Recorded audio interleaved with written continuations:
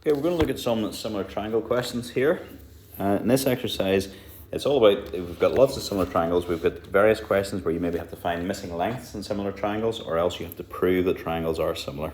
So the first question here says, prove that triangle ABC, so ABC is this wee small triangle here, just doing around the outline, and then is similar to ADE. So a very common type of question. So to prove that triangles are similar, you must prove that all the angles are the same. So first of all, this angle, they share this angle, but the name of that angle would be BAC equals DAE. So they share that one. Then this angle in here is the same as this angle, and the reason for that is they are alternate angles. So that angle, the top one there was ABC,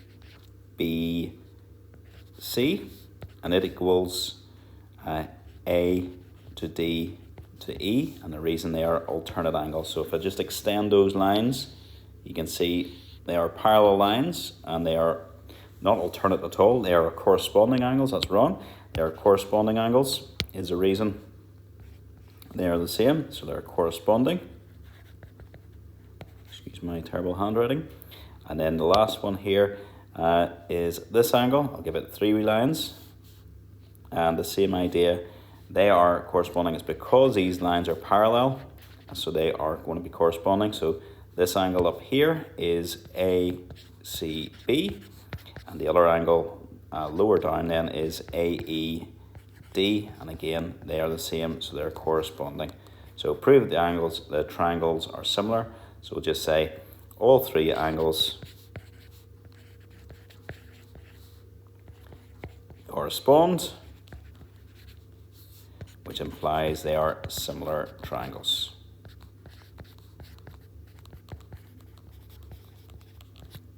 And that's it. Okay, next question says prove that triangle MON, so MON is this triangle, is similar to the triangle POQ. So very similar question, a very common question I should say, but quite often it's drawn this way. So it's sort of drawn rotated 90 degrees though, to what it would normally be given, but it's still just as valid, and the same principles apply for you to be able to do this. Okay, going to just extend these lines again. It just makes it a wee bit easier for people to see. If I extended this line, then you've clearly got a set of parallel lines, and then your rules of parallel lines all apply. So first of all, this angle here is the same as this angle because they are alternate angles. So that angle was, if I can rub these out so I can actually see what the letters are. So that angle was here and here, so it was NMO equals PQO, and the reason for that is they are alternate angles. ALT, just abbreviate that for alternate angles. Same idea, this angle in here is the same as this angle, so that's MNO is equal to QPO, and the same reason they are alternate angles. And then this last one, this is vertically opposite, so the angle NOM, I should say, NOM is equal to POQ, and they are just opposite. And again, 3, therefore they're just similar triangles. All 3 are the same, so they're similar triangles.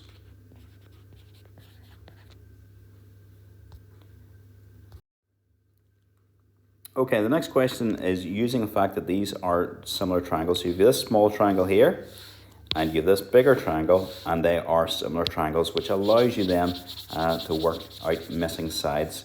So let's go from the small to the big. How do we actually move from the small to the big? And there's a couple of ways we can do this. So this length here, which is 8, so 8 becomes the big side, which is not 2, it is 10, so 8 goes to 10. So how you get from 8 to 10? Well, you could divide by 8 and then multiply by 10. So really that's the same as multiplying by 5 over 4. So how you get from small to big is multiply by 5 over 4. which is the same then. If you went from big to small, then you would divide by 5/4.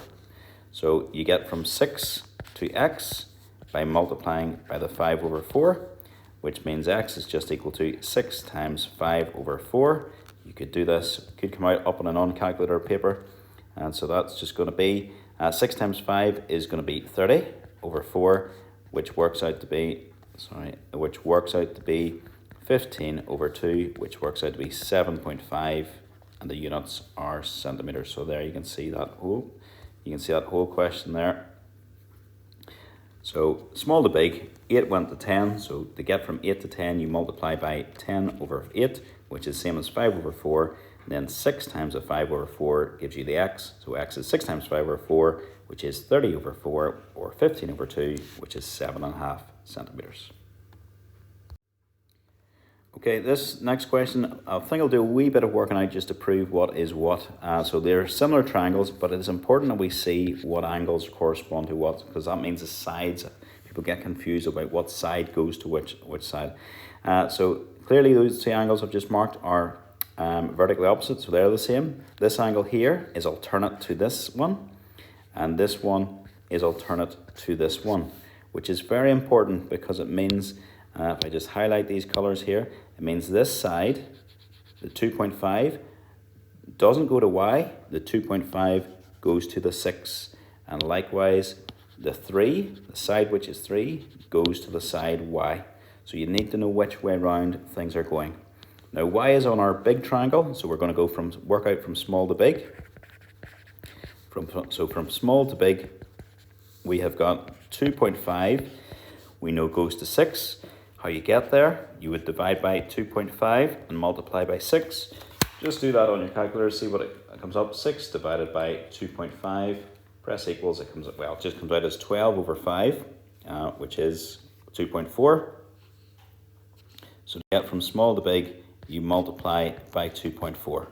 So that means to get from 3 to y, you multiply by 2.4. So y just equals 3 times 2.4. So 3 times 2.4 just gives you 7.2 centimeters, and that's it. Question 7, same idea, probably a wee bit easier to see here.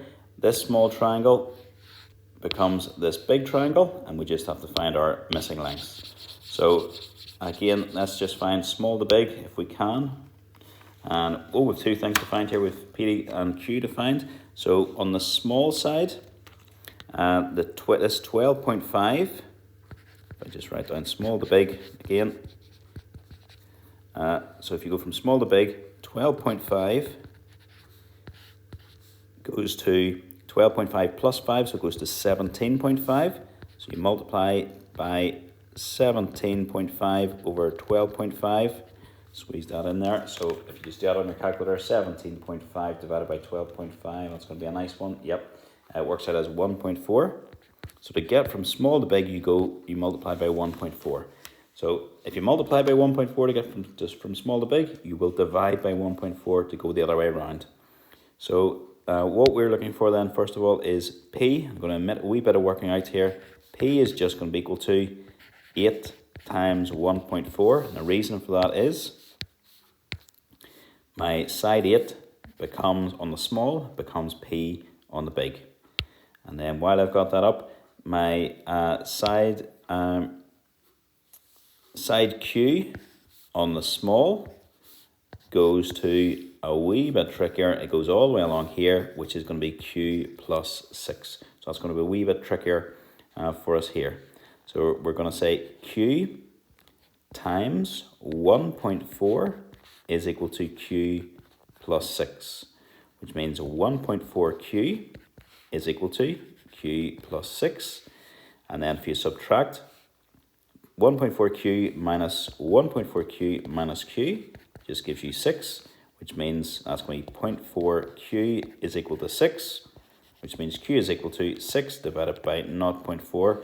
Just to go through this is a very useful wee trick and very important. So we're dividing by decimals. You have a decimal on the bottom line, multiply top and bottom by 10, you have 60 over 4, which just becomes 15, and that is going to be centimeters. So there we have our our two answers. If I had bothered to write my P, what was P? P was 8 times 1.4. I forgot to actually type it in. 8 times 1.4 is 11.2 centimeters. And there we have our two answers. Okay, question 8. Again, I'll do a wee bit of work just to make sure I'm on the right track. These two angles are opposite.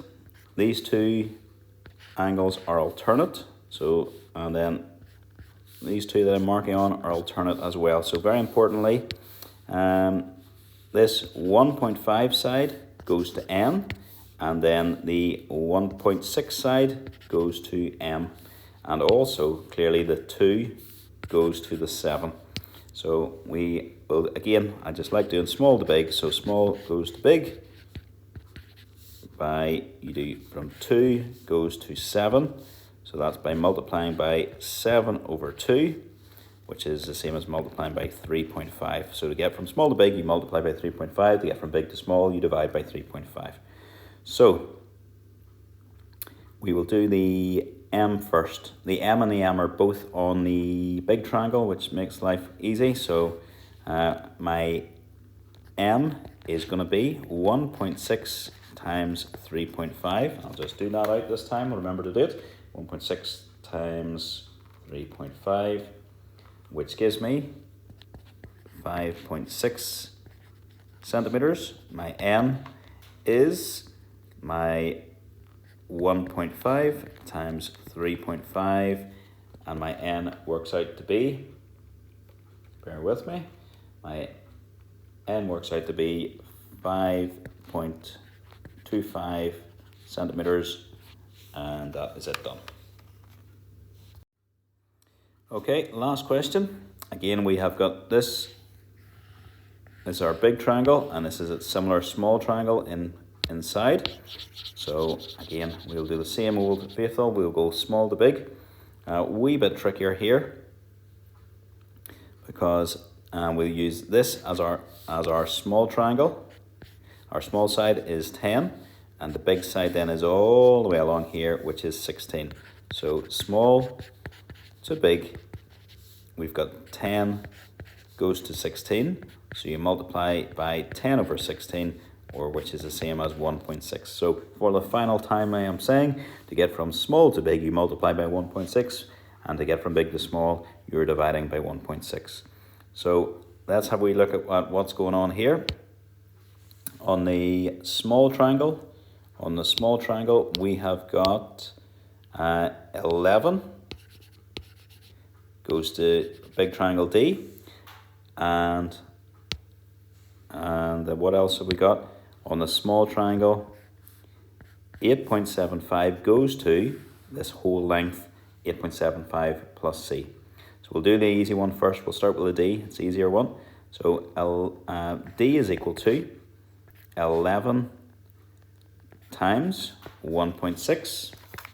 So 11 times 1.6 is 17.6 centimeters. And the other one then we have got the 8.75. If you multiply it by 1.6, you will get 8.75 plus C. So we'll just do that. 8.75 times 1.6, and that gives me a nice number of 14. So 14 is equal to 8.75 plus C. So 14 minus the 8.75 is equal to your C. So a wee bit of working out. 14 minus 8.75 is equal to 5.25 centimeters. And that is us done on our similar triangles.